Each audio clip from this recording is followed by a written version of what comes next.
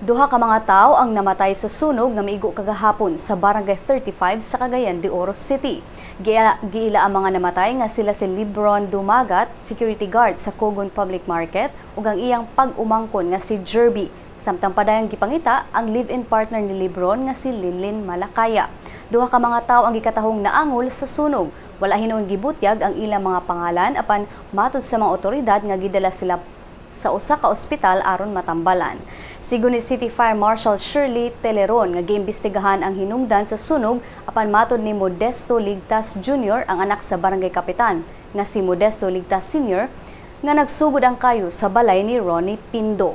Si Teddy Sabugaa sa City Social Welfare Desk nibutyag nga makigkoordinar sira sa apektadong barangay aron mahatagan ang mga residente og pagkaon ug gamit pangkatug. Nakigkoordinar na sab sila sa barangay aron pangitaan og temporaryong panimalay ang mga biktima sa sunog.